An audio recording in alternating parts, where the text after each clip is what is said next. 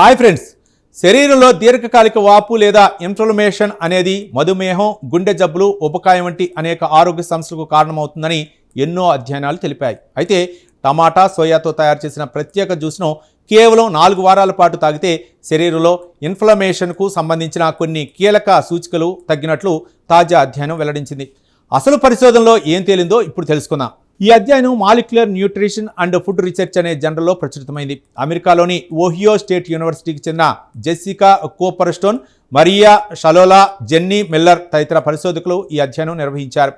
టమాటాలో ఉండే లైకోపిన్, సోయాలో ఉండే ఐసోఫ్లేవోన్లు ఇన్ఫ్లమేషన్పై ఎలాంటి ప్రభావం చూపుతాయో తెలుసుకోవటమే వీరి లక్ష్యం. దీనికోసం పరిశోధకులు ఉపకాయం ఉన్న 12 మంది పెద్దలపై క్లినికల్ స్టడీ నిర్వహించారు. వారు రోజుకు 2 సార్లు స్పెషల్ టమాటా, సోయా జ్యూస్ను 4 వారాల పాటు తీసుకున్నారు. అనంతరం మరో 4 వారాల పాటు లైకోపిన్ తక్కువగా ఉన్న సాధారణ టమాటా జ్యూస్ను తీసుకున్నారు.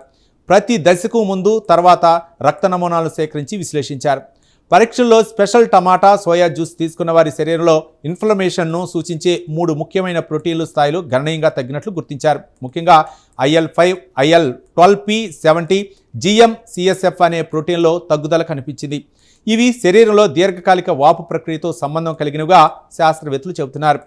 టమాటాలో ఉండే లైకోపిన్, సోయాలో ఉండే ఐసోఫ్లేవోన్లు ఆరోగ్యానికి మేలు చేసే సహజ సమ్మేళనాలుగా గుర్తింపు పొందాయి.